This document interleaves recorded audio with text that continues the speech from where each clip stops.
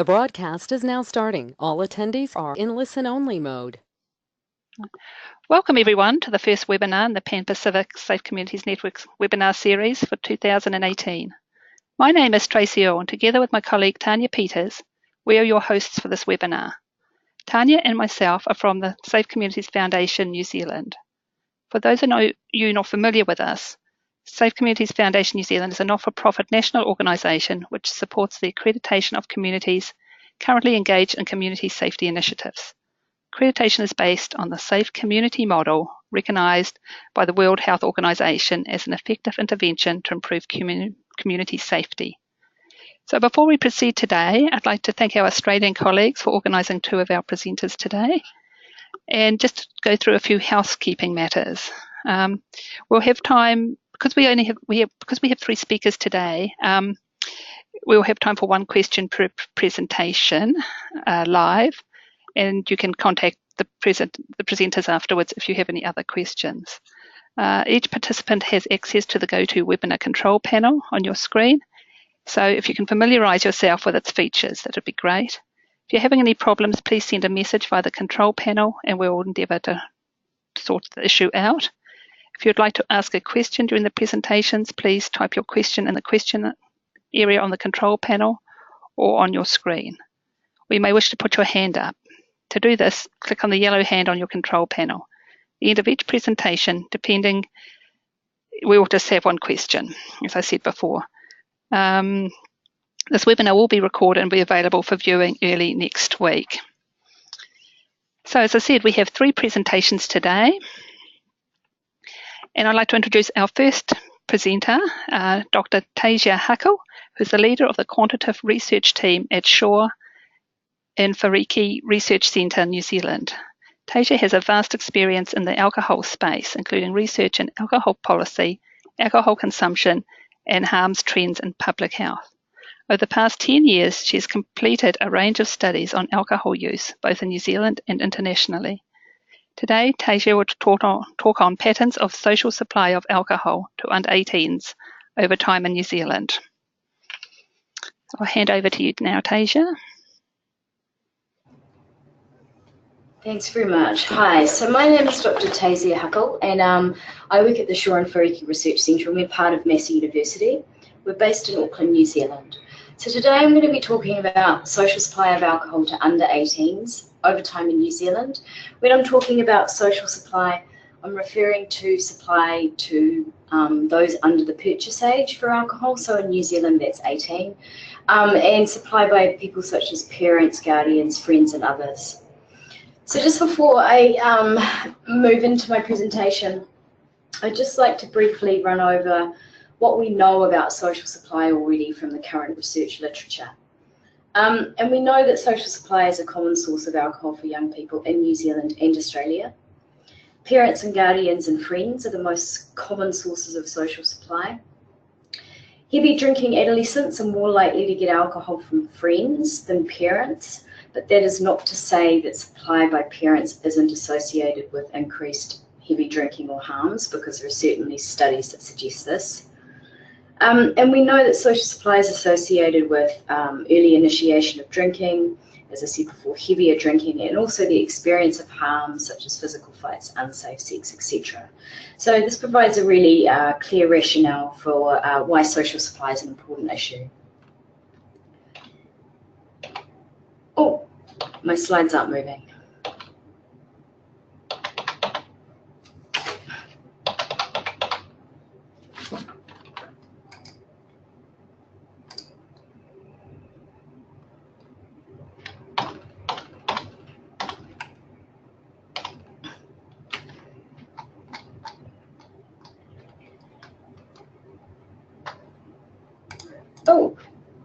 There we go. Sorry about that. So now I'd like to talk about what we don't know about social supply. So the perspective of the supplier is largely missing from the research literature currently, and that's because most of the studies use adolescent reports of social supply. Or where there have been studies looking at supplier behaviour, there hasn't been a lot of detailed information available. We don't know much about how social supply differs by demographics, so whether the age of supplier or gender, for example, affects their supply behaviour. And particularly relevant to the New Zealand context is that we've recently had a law change, a restrictive law change on social supply. This was implemented or in force on the 18th of December 2013.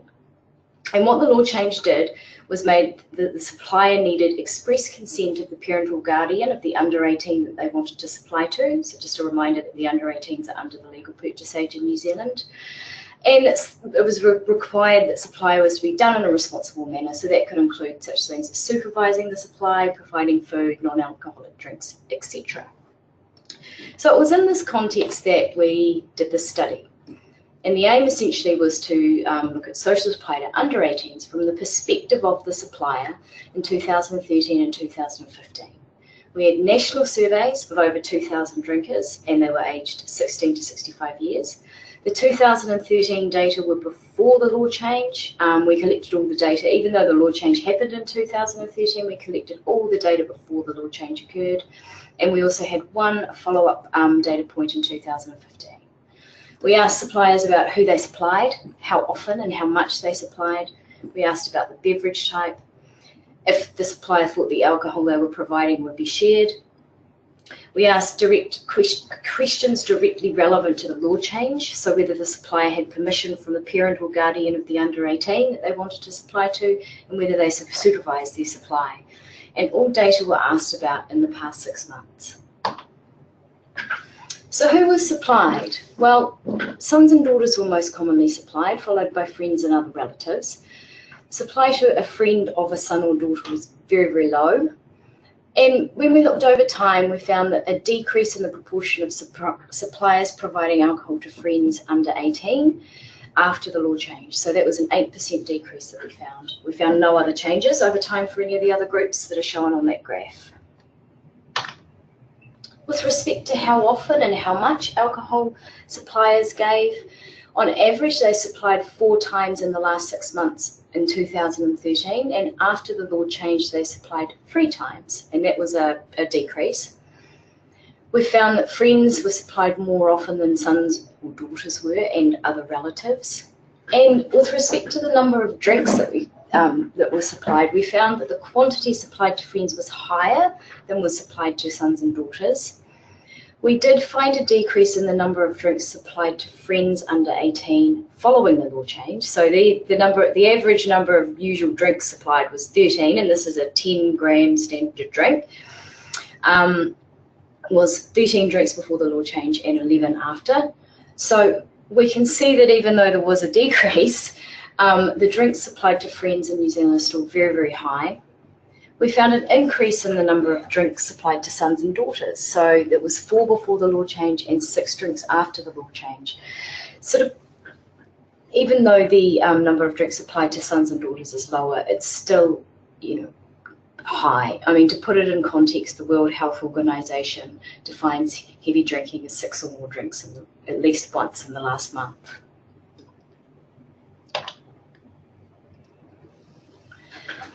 So we asked suppliers whether they thought the alcohol they were providing to those that were underage would be shared. And the vast majority of suppliers thought it wouldn't be. So around a quarter of suppliers thought the alcohol that they gave to friends would be shared, and less than 20% thought the same in relation to sons and daughters and other relatives.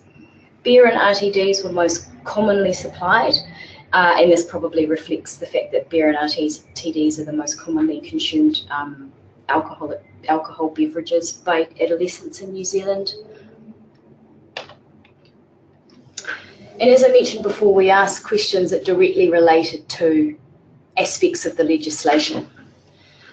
One of those was supervising the supply that the legislation required, and we found after the law change that supervision of supply to friends increased. We found that supervision of supply to other relatives increased and didn't really change for sons and daughters. We also found that suppliers who supervised their supply provided 6.5 drinks compared to 10 drinks among those who didn't supply. With respect to permission, consent to supply, around 1/3 of respondents reported they had permission to supply to friends under 18 years from the parent or guardian, and that was very similar in 2013 and 2015. That didn't change. Permission to supply other relatives was a lot higher than friends. It was around 76%, but it didn't change over time.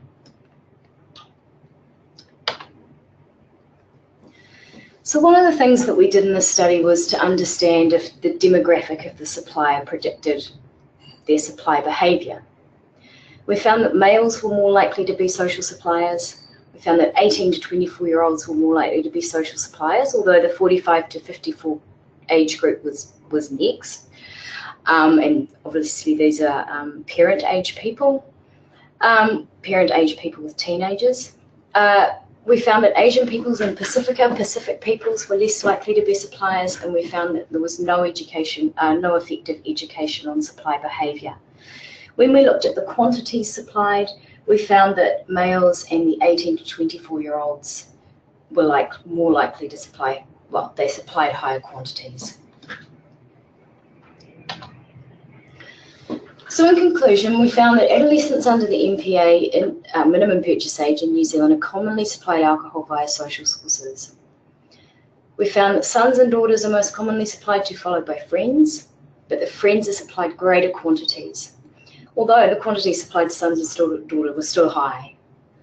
We found some evidence also of some early impacts of the law change, and please keep in mind we only have one data point after the law change.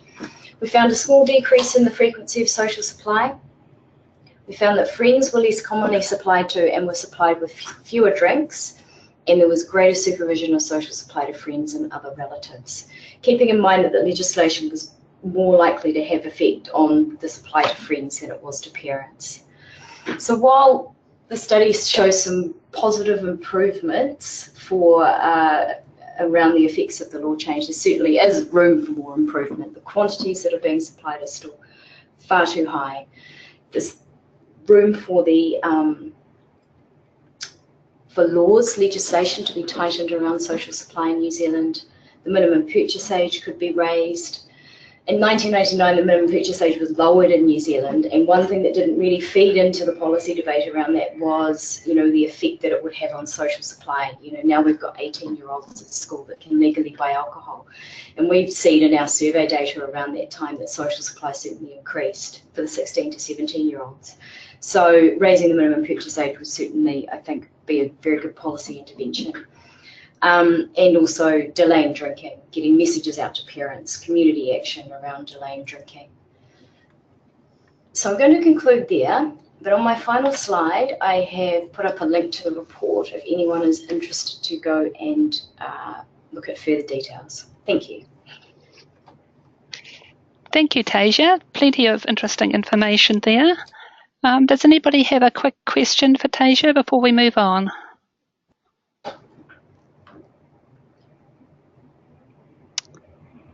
No, there doesn't appear to be any, so we'll move on to our next presentation. Tracy. Sorry? Tracy? Yes. Can you hear me?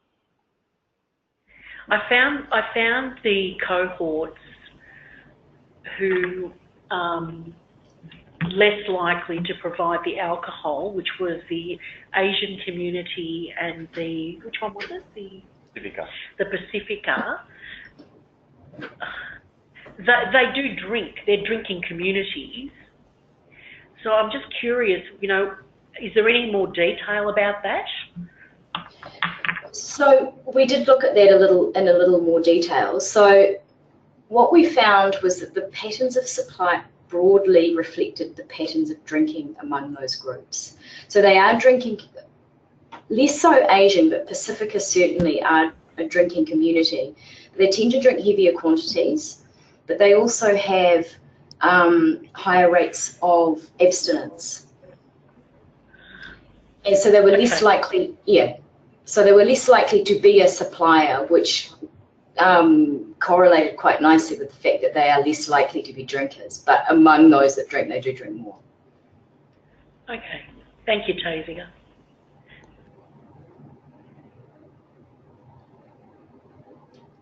Okay, we'll move on to our next presentation now. And I'd like to introduce Clinton Moore and Maria Plakarakis, who are both from the City of Melbourne.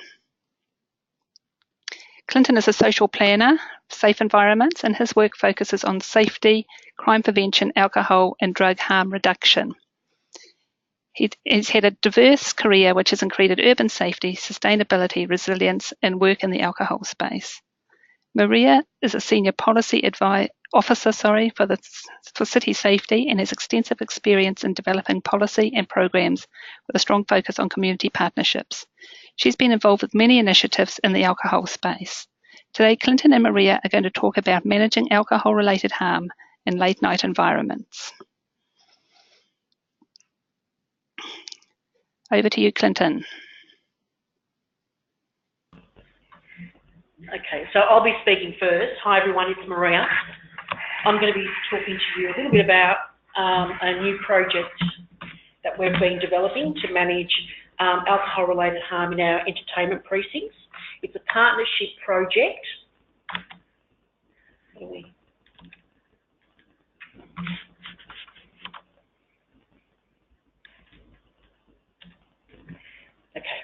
So it's a partnership project. We have a research provider, Turning Point, and then 3 councils in the inner city entertainment precincts, the City of Stonington, City of Port Phillip, and of course us. So it's a very strong has a strong partnership focus. It's called What's Your Story? And through the presentation, you're going to hear about what framework we're using, what we did in phase 1 as part of a small pilot, what we found out, and what we're doing in the future now into phase 2. So Vic Health released a new alcohol strategy in 2016, and there were 3 goals: to denormalise risky drinking in high-risk groups, settings and subcultures, to better understand how we can reduce harm from alcohol in vulnerable groups, and to increase public, government and industry support for evidence-based alcohol control policies and practices. So testing some ideas to see what can influence and make a difference. It's the first time in Australia we have what's called the Alcohol Cultures Framework. So they also released this in alignment and conjunction with their alcohol strategy. So the framework consists of 4 points of intervention. It's looking at the society, settings, subcultures, the family or individual. It provides a lens for designing and implementing programs to reduce alcohol-related harm. It's a very brief document. It's really easy to read, and I've left the website there for you. So they've come up with a definition, and this was part of a comprehensive literature review, and the definition they've come up with is the alcohol culture is described as the way people drink, including the formal rules, social norms, attitudes and beliefs around what is and what is not socially acceptable for a group of people before, during and after drinking.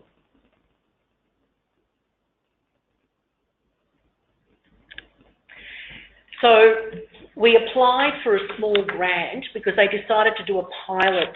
They offered some pilot funding, and the 3 councils got together and we looked at what significant issues we had, and we felt that at night time in our late night entertainment precincts at street-based level, that's where a lot of our significant issues were. So not necessarily in the venues, certainly around the streets and place. So we decided to focus on our subpopulation 18 to 24-year-olds who visit our activity centres at night, and the settings that we were looking at was the Melbourne Central City CBD, Chapel Street in Paran and Fitzroy Street in St Kilda. What did we do? So we had from August to the 10th of March to run a program. We were successful in applying through the concept for $25,000. The concept was based around collecting narratives and encouraging a different way of talking about alcohol. So the project was titled What's Your Story? An Alcohol Culture Change Project, and it was around gathering stories from community, and then through the discourse analysis, providing those stories back to community, and in effect, encouraging the community to market and sell the point that alcohol culture is changing and amplifying that message. So we had a steering committee on the 8th of December. We invited Victoria Police, industry, we invited young people, we invited all the local councils and their representatives to talk about the project and to refashion it. We had an initial literature review, which gave us lots of data sets and information around what the current state of alcohol culture is. We attended a story conference, which gave us insight into how narratives can create change and can be change transporters. And then we engaged a few consultants to start collecting stories out on the street on a Friday night after work between 6 and 8 p.m. Then we invited our key stakeholders back, and we scrutinised all the stories that we collected to understand what significant changes were occurring in our entertainment precincts. And that was highly insightful, really quite interesting, because we could see that the current norms that we understand are happening now and over the last 10 years still exist, but we are starting to see a reflection of a new way of thinking about alcohol, which is happening right now. And I'll explain that in a minute. We completed our literature review. We had a multidisciplinary workshop where everybody came together and scrutinised the changes that we were seeing, and we thought about how that data and that information could inform a new project and ask for more funding. We presented the ideas back to the committee, and then we applied for phase 2 funding, and we were successful at getting $266,000 to implement phase 2 of this particular project. So some of the data was telling us that, as you can see, Melbourne features first in Victoria for alcohol-related ambulance attendances. And in terms of the proportion of population with increased risk of alcohol-related harm, Melbourne, Port Phillip and Stonnington feature high in the list of councils across Victoria. The findings also told us that community felt that it was quite normal to drink to intoxication. Not drinking is still unacceptable and requires a good excuse. So people who we interviewed on the street were telling us that they tell the story that they're driving, that they're on medication, that they're looking after children the following day. They've got excuses for why they're not drinking, or they're looking after younger brothers and sisters. They're working tomorrow, so they can't drink. Alcohol is seen as central to relaxation, social engagement and pleasure. We know this. Alcohol is important in performance of masculinity. That came out quite clearly in the findings. And atmospheres of place may expose people to harm. And we know through other literature that, for example, the size of a venue, the type of music, etc., may predispose people to further harm if they're drinking to intoxication, or in fact might be drunk. And then they also told us something really interesting, which was very poor interest in traditional health promotion programs. So they're not interested in posters, they're not interested in coasters. So that's coasters, C-O-A-S-T-E-R-S. So with the $260,000, we reconfirmed that our goal was harm reduction and to foster alcohol culture change in nighttime entertainment precincts through storytelling. And we made sure that we aligned our goals to the strategic imperatives of our council plan, Resilient Melbourne, which is wanting to ensure healthy futures and societal cohesion, and then the sustainability goals, Goal 3, healthy lives and promoting wellbeing. And Clinton's going to tell you a little bit more about that after me. So our assumption for the project is that narratives are effective change transporters, and how we're going to deliver this is through the collection of stories, ongoing assessment of the most significant change over time, and Clear Horizon are helping us with this. Social entrepreneurship-based partnerships, so we've partnered with Swinburne to work with people who are 18 to 24 to look at social enterprises, and sharing stories and creative new narratives using online platforms and art installations. So this is the pod that we're using to collect the stories. So Humankind Enterprises have this pod. It's their it's their product that they use to collect information from community. And this is what it looks like. So the tagline that we've come up for the project is revealing the change in late night culture, one story at a time, because that's what came back from the community. They wanted something which had less focus on drinking and more about the culture at night. And when they go into the booth and they're being videotaped, this is what each of the frames looks like. And we do have video footage, which we're processing at the moment. And some of the things that they're saying about drinking are, I used to drink a lot. I thought the goal was to get drunk and off of whatever too. I was quite a party girl. You know, we go somewhere with a dance floor, really loud music, and then we would order drinks. I drank a lot. We drank a lot. So when we asked them the question next, let's talk about drinking, what's changing in your view, this is what they basically came out and said to us. I don't want to abuse my body to get to that stage. I grew out of it quite quickly, actually. I started to drink less and less. It's expensive. I found I could have just as much fun, if not more fun. I don't go out to get drunk. I go out to connect to people and have conversations that are more open. I go out to pubs and meet really nice people and have great conversations. I like being in great venues. Melbourne has done a great job. There are amazing outdoor spaces. It's not so much about drinking.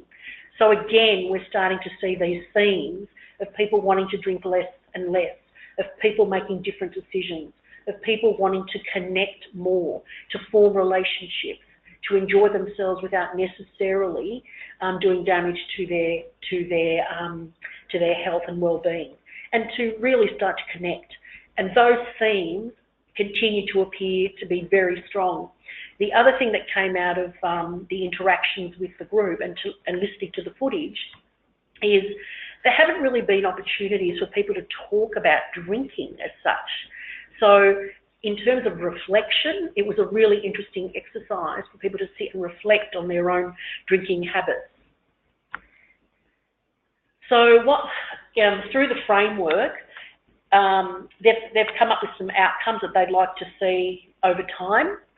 So some of the outcomes include a supportive policy, physical and social environment where people do not feel pressure to drink. When alcohol is consumed, it's done at levels of low risk. Social pressures supports low risk drinking and discourages risky drinking. Occurrences of drinking are reduced. Intoxication is socially rejected.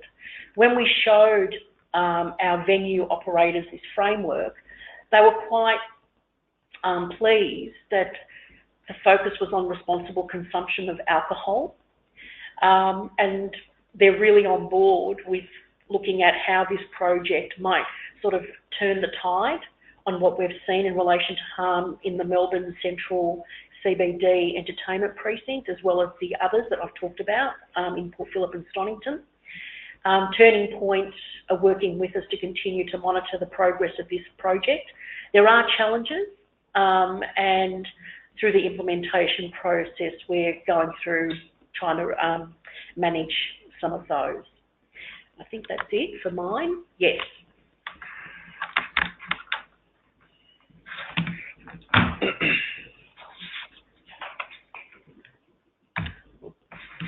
Okay, thanks a lot, Maria, and a warm welcome to everybody that is online from around the world. So my name is Clinton Moore, and I'm a social planner at the City of Melbourne. I've been in this role for about 2 years now, and one of the key aspects of my role as a social planner is as the executive officer of the Melbourne Licensees Forum, which is so in the state of Victoria, a liquor forum is a collaborative group of council representatives, Victoria Police, and of course venue operators and the licensing authorities to come together to address a whole range of issues related to running venues, responsible consumption of alcohol, patron and staff safety and security, a whole range of issues that may impact upon not only running a venue but also Melbourne's late night economy.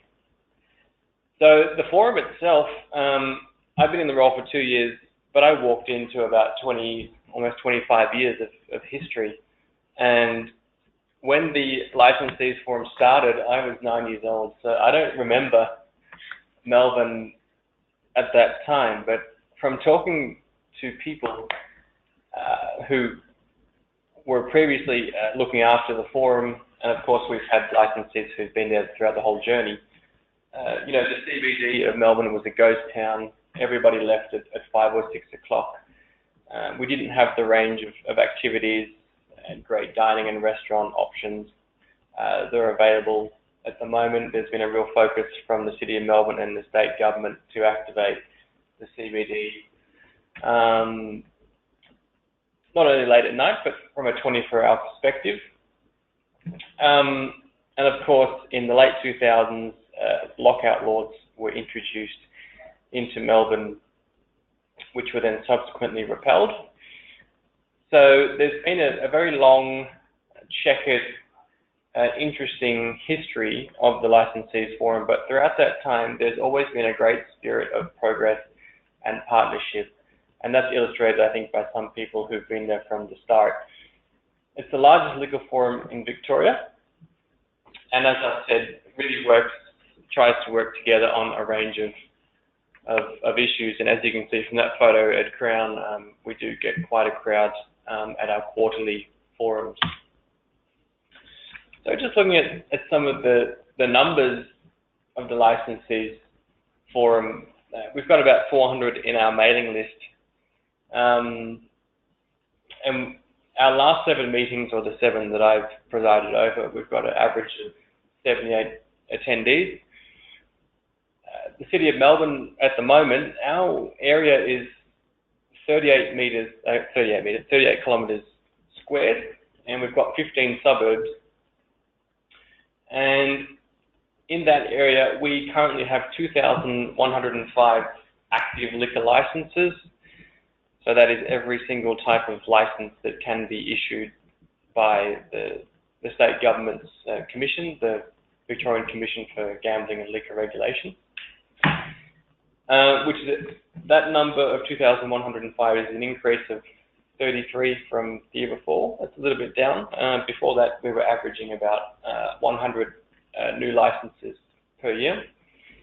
And of that figure at the moment, 46% of licenses are restaurant or cafe, and 22 are on-premises licenses, so bars or clubs.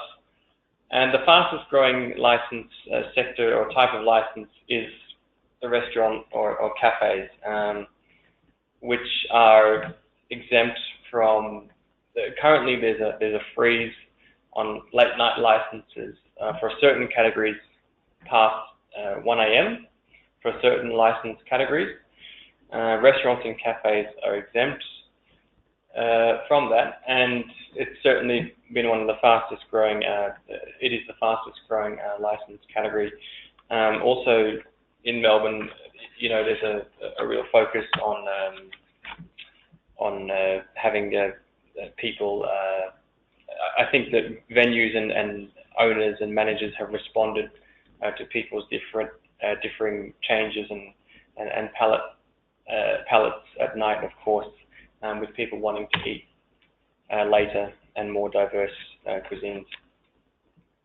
Recent initiatives of the forum over the last couple of years.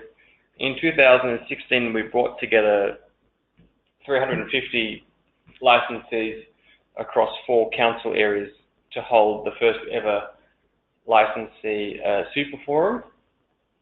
That was unprecedented in scope, unprecedented in agenda, a really good chance to understand the nighttime economy across the 4 councils and try and identify opportunities for working together, and of course the challenges that are being faced by licensees as well. And from that forum, the Super Forum, actually, there's been a good relationship that I've developed with the social planners at the other councils. Last year, we also had a presentation by Vic Roads, the state driver's license issuing authority, on identifying the trends in identifying fraudulent identifications for venue managers and their staff. We also had the first licensees for a member survey conducted in a while last year. From that, we learned that 85% of the venues said that the forums were very useful or quite useful to running their business. We learned that the forums are important for relationship and partnership building between venue owners, police, council, and licensing authorities. We learned that venue owners want to know and learn from other venue owners and operators. And we also know that they were very useful for venue owners to understand issues and trends that were happening in the industry. And we also learned about the top or the key issues that venue operators identified. So what came through very strongly, of course, in addition to managing the safety of staff and patrons, was that the City of Melbourne is experiencing rapid population growth. Upwards, we have quite a number of residential developments happening, especially in the CBD, and there's a bit of anxiety from venue operators about how they can continue to operate their venues. For example, if they're having more complaints by residents, and waste, of course.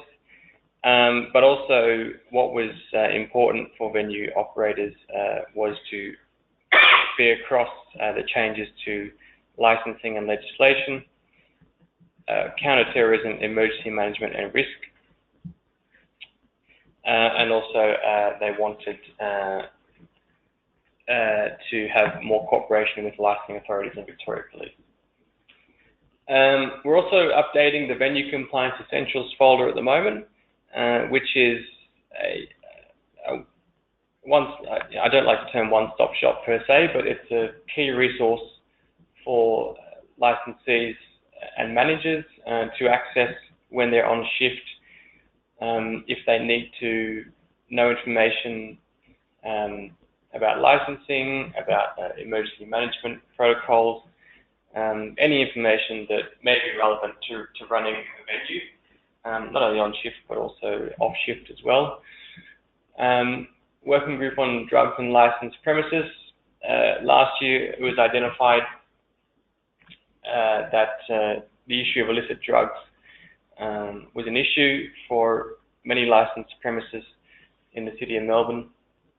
We convened a working group, and from that there will be a couple of resources developed for venue operators to respond to those who may be at risk or have taken illicit substances, but also how can venue operators be aware of trends and what's happening with how people are taking illicit substances in or around licensed premises. And at the last forum, we had a licensees panel where we had 3 operators on to talk about their experiences of running a venue. The challenges at the moment, the Victorian government is reviewing the Illicit Control Reform Act. So there is a bit of legislative change that may be occurring within the next 1 to 2 years. The idea and the spirit of partnership and relationship building is in an environment where you have police, venue operators, licensing authorities and council. Of course, there will be disagreements, points of contention, and I think it's very important with the forum that we do really have a genuine commitment from all to coming together at our quarterly meetings and outside them to really understanding each other's perspective and working together. As I said before, also in the City of Melbourne, there's a balance between maintaining a great nighttime economy that the city is known for and an extra 100,000 residents in the next 20 years in the municipality. Freeloading, so patrons drinking before attending a licensed premise is identified as an issue, and side loading, which is going off premises to drink and then returning. So what are the responsibilities for venue operators there, and what are some strategies that can be put in place to identify those that may engage in those activities? And what does a good night out mean? And I think that's speaking a bit to what Maria's been doing on her project of what is it that people, young people, are actually looking for in a night out these days. And not only young people, of course, but anyone from 18 to 65, 75 that comes into the city. What do they want to do? What do they want to eat? What do they want to drink? And so it's the offer, it's the balance of looking at what do people want versus what we can offer in the City of Melbourne. Moving along, I'll talk about the Sustainable Development Goals and drugs and alcohol. Now, for those unfamiliar with the UN Sustainable Development Goals, so there are 17 goals that were agreed upon by 193 countries in 2015. And they are essentially the world's development agenda, human development, economic development, social development agenda until 2030. And within those 17 goals, there's 169 targets. Now, unbeknownst to some people, there is actually drugs and illicit drugs and alcohol in the Sustainable Development Goals. So they're not just about addressing the impacts and effects of climate change. They're not just about sustainable cities. They're not just about empowering women and ensuring gender equality, but there is actually a recognition that illicit drugs and alcohol do have broader impacts around the world. So as I said, I should just say why am I interested in this. I am a Local Pathways Fellow, a 12-month fellowship by UN Sustainable Development Solutions Network Youth. This is in addition to my role at the City of Melbourne.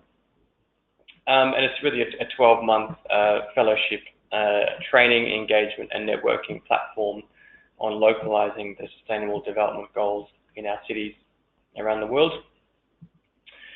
So the Sustainable Development Goals, as I said, mark a change in global accountability, because previously some of you may have heard of the Millennium Development Goals. They were only about developing countries reporting on issues of basic education, poverty, universal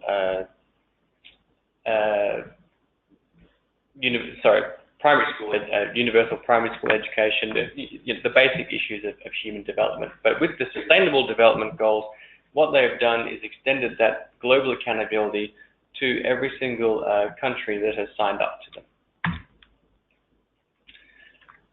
Within Sustainable Development Goal 3, there is, I'll just say the leading UN agencies of that goal are UNODC, FPA, the World Health Organization, and they're built on 3 key pillars of harm reduction, treatment and intervention, and managing the supply of narcotics.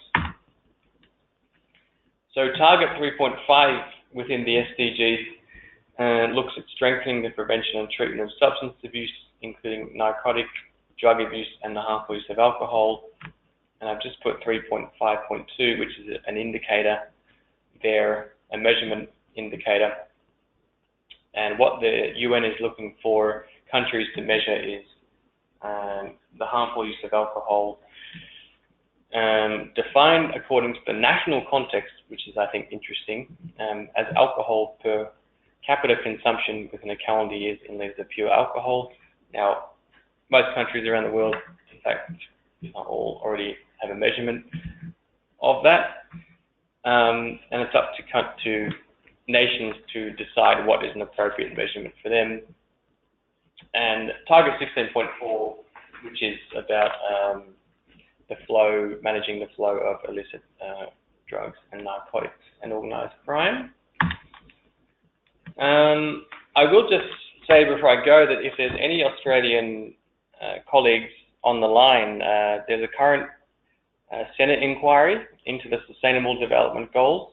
So if you just Google Senate inquiry with an E, Sustainable Development Goals, United Nations, the Senate is looking for submissions on the goals and how you think Australia can be best placed to work for those goals, and it's perhaps a good advocacy opportunity for you to put something in to the federal parliament on the issue of illicit drugs and alcohol. On that note, Maria and I are done. There are our contact details. It's been a pleasure, and thank you for being on the line. Thank you, everybody. Well, thank you, Clinton and Maria. Just before we close today, I have a quick question that came in at the end of Maria's presentation. The question is, did you have any difficulty in terms of barriers, resistance to getting public health to work with industry? And if so, how did you overcome those barriers and that resistance? We did. We basically had a meeting to discuss the role of our venue operators, not the alcohol industry in terms of big liquor companies, but in terms of our venue operators. We did develop terms of reference where we looked at how we would engage with them. So they're not necessarily sitting on our steering committees at all, but certainly when we look at providing them with information about the project, that they are informed and that they help inform the project. So that's the parameters of which we're engaging with them. Great, thank you. And if anybody would like to know any more or take their question any further, you have the contact details for Maria and Clinton up on the screen. So just to close, on behalf of all participants, I'd like to thank all our presenters today for taking the time to share their expertise and findings with us. And as we've said before, please feel free to email any of our presenters with any follow-up questions you may have. And also a reminder to please fill out the survey on this webinar and let us know any topics you'd be interested in hearing about in future webinars. And lastly, just to let you know that this webinar has been recorded and it'll be available for online viewing next week. And we'll send the email, we'll send a link out to all participants by email. Thank you everyone for your time today, and I hope you found this webinar useful.